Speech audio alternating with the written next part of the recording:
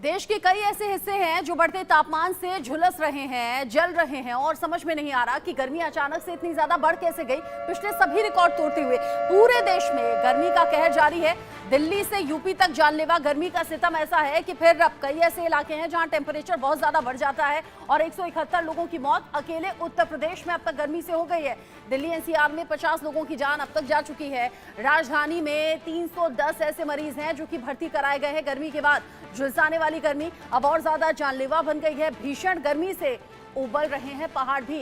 राजस्थान में भीषण गर्मी का दौर जारी है। राजस्थान जहां रेतीला इलाका है, 24 घंटे में 9 लोगों की मौत अकेले राजस्थान में हो गई है।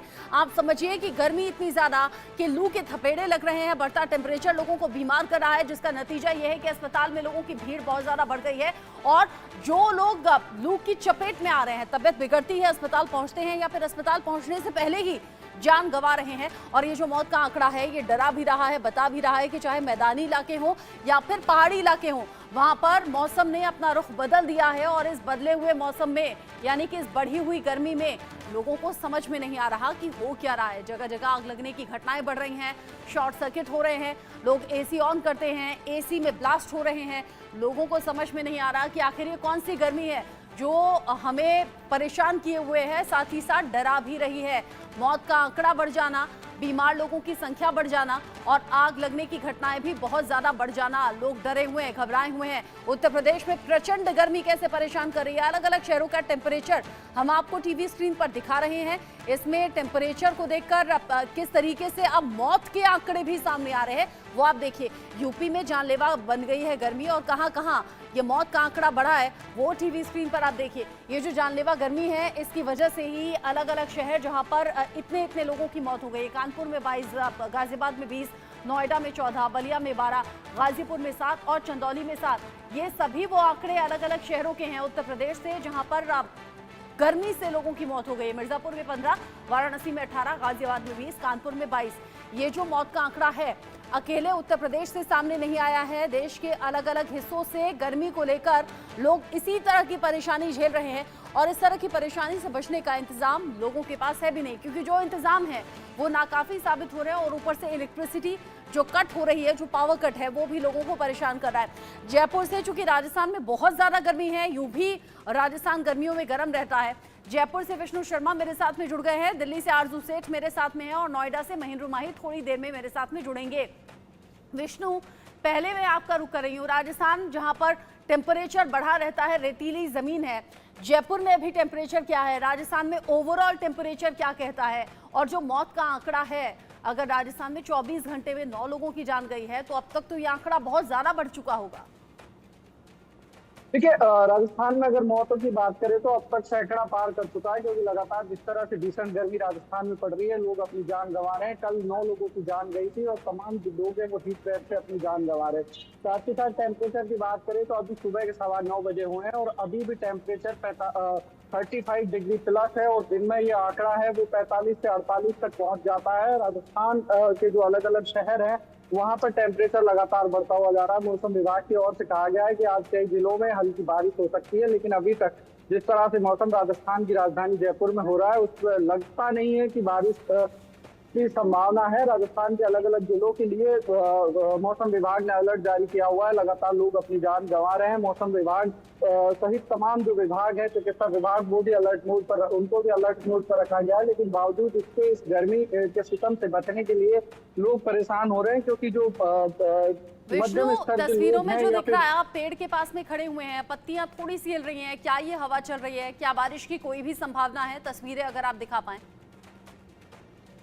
देखिए, तस्वीरें मैं आपको दिखाता हूँ किस तरह से राजस्थान की राजधानी में चिलचिलाती हुई धूप है वो आपको नजर आएगी, क्योंकि यहाँ पर हवा जरूर चल रही है, लेकिन अब से जब समय होगा 1 घंटे के बाद ये हवा भी गर्म में तब्दील हो जाएगी। आप देख सकते हैं किस तरह से जो सूरज है वो चिलचिलाता हुआ यहाँ पर दिख रहा है। लोग भी सड़कों पे कम नजर आते हैं, क्योंकि सुबह सुबह सुबह के वक्त भी लोग अपने काम पे जाते हैं, लेकिन फिर भी आप देख सकते हो कि सड़कों पे जो रश है वो बिल्कुल कम है, क्योंकि जो भीषण गर्मी है वो बहुत तेज हो रही है। और मैं भी इसीलिए पेड़ की छाया में खड़ा हूँ, क्योंकि ये ही एक साधन है जो हम लोगों को धूप से बचाता है। राजधानी में भी लगातार जो गर्मी की वजह से लोगों की तबीयत है वो बिगड़ रही है। एसएमएस हॉस्पिटल में लगातार जो मरीजों के आंकड़े हैं वो कहीं ना कहीं बढ़ते हुए नजर आ रहे हैं, जिससे चिंताजनक स्थिति सामने आ रही है। जी, परेशानी बहुत ज्यादा है, शहर शहर भीषण गर्मी का कहर है। महेंद्र रुमाही नोएडा से मेरे साथ में जुड़ गए हैं, आरजू सेठ दिल्ली से मेरे साथ में है।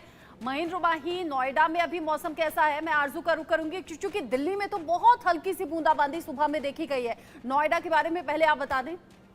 बिल्कुल देखिए, एक तरीके से नोएडा और नोएडा के आसपास के इलाके जितने हैं उन सबके लिए खुशखबरी ये है कि मौसम देर रात से ही सुहावना है। मतलब रात तकरीबन 11 बजे से ही मौसम में बदलाव हो चुका था, क्योंकि पिछले 15-20 दिनों से लगातार नोएडा एनसीआर के लोग लू के थपेड़े झेल रहे थे, भीषण गर्मी झेल रहे थे। मगर कहीं ना कहीं अब जाके लोगों को थोड़ी राहत मिली है, उनके चेहरे पे मुस्कान आई है, क्योंकि सुबह से ही जो मौसम है वो सुहावना है। जो न्यूनतम तापमान है वो 30 दर्ज किया गया है, और जो अधिकतम तापमान है वो बताया गया है कि वो 37 होने वाला।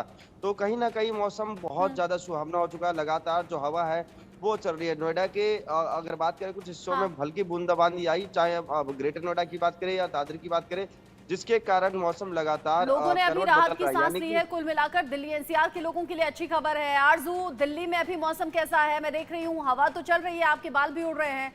क्या ये हवा ठंडक वाली है या फिर गर्म लू के थपेड़े हैं?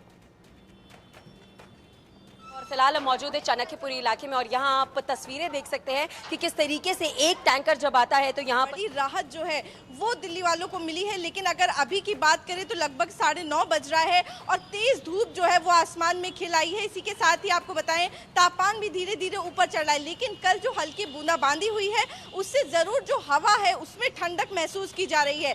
तो कहीं ना कहीं जो गर्मी, चिलचिलाती गर्मी से पिछले कुछ दिनों से दिल्ली वाले जूझ रहे थे, उससे थोड़ी राहत जरूर मिलती हुई नजर आ रही है। वहीं अगर मौसम विभाग की भी बात करें तो 2 घंटे के लिए अलर्ट जारी किया गया था। फिलहाल 2 घंटे में बारिश देखने को नहीं मिली है, लेकिन आज पूरे दिन ही बादल छाए रहेंगे आसमान में। मौसम विभाग की तरफ से ये प्रेडिक्शन किया गया है।